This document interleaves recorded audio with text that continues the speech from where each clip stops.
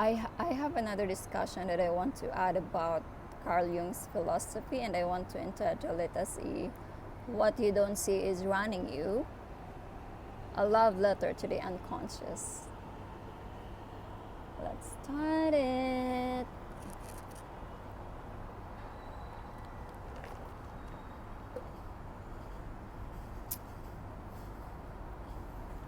I want to ask you if you ever wonder why you keep repeating something even when you're unconscious, when you are conscious of it. Like, you know this pattern doesn't serve you anymore, and yet it still plays out. And sometimes it would feel like almost like a fate, almost like something outside you,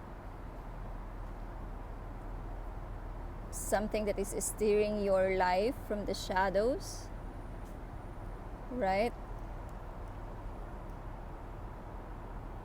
This is where the line, until you make the unconscious conscious, it will direct your life, and you will call it fate. The explanation is here. For example, me, I used to love this quote, but now, no, I do not love it. I used to just think about it for a long time, but now I think it's only half a story. I used to like to think about it, but just now it's just, I don't know, because in today's world, the unconscious isn't just this hidden part of you that holds your fears and childhood wounds. It's also the culture you absorb. It's the media that you consume without realizing. It's the systems that taught you what's normal, what's desirable, and what's possible. From your school, it could even be from your school, from your workplace, even in your households. Sometimes your unconscious isn't just your own, it's inherited, it's collective, and it's historical. Oh my God, I think mine is very historical. So when we talk about making the unconscious conscious, we're not just talking about sitting in therapy and naming your traumas to your psychologist. We are talking about waking up from the dream we didn't even know we were dreaming of. And here's the truth. Even awareness about a single trauma isn't enough anymore. We are past the age of labeling ourselves with attachment styles and trauma patterns and calling that healing. Like, enough of that. Awareness is a door, but embodiment is the walk through it. It doesn't matter if you're aware. If you're not embodying the transformation, it's nothing. You're just gonna continue living through your shadows. Your path will be the shadows of your unconscious mind. Now the question here is that, can you let the parts of you that were hidden become felt? Not just understood with your mind, but released in your body, welcomed in your breath, expressed in your voice. I like it too. I think the end goal to me, to my unconscious, to finally arrive to its final moment, is to not be afraid of my own voice, listening to my own voice. And because, for example, right, I used to encounter people that will tell me, it's better for you if you don't speak at all. You look beautiful. You don't sound appealing like that. But then one time, one single person has changed my mindset when he told me that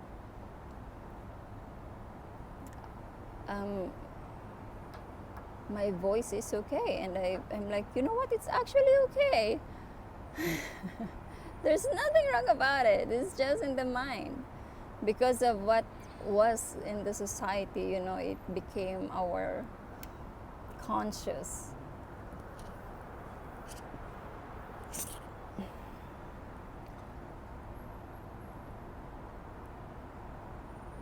Okay. Let me repeat the question. The question is, can you let the parts of you that were hidden become felt? Okay, not just understood with your mind, but released it in your body. Welcome it in your breath and express it in your voice. Because our unconscious isn't a villain. It's not something you need to conquer. It is not trying to destroy you. It's trying to speak to you. It holds your art, your intuition, your wildness, your wisdom. And all of this doesn't use words. Let me ask this. What if we stopped seeing the unconscious as a shadow to fix and started seeing it as a soul to dance with? Right? Maybe fate isn't something that happens to you. You can say that it's something shaped by the parts of you that never had a name. So by the time that you bring the unconscious to the light, you are not just gaining control over your life, you're making space for depth. You are saying, I no longer fear the mystery within me. I am ready to listen. I am ready to listen to my own voice. I am ready to befriend the what I so-called enemy. Because sometimes what looks like chaos is actually your calling. And what feels like a loop is a mirror inviting you home. And I want to leave you with one thought to think about. Let's say the unconscious isn't the enemy of your freedom.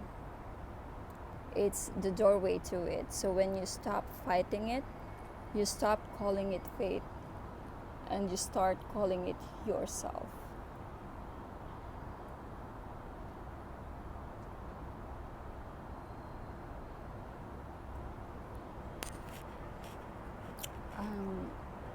That would be all for this topic. Thank you so much, and till next time.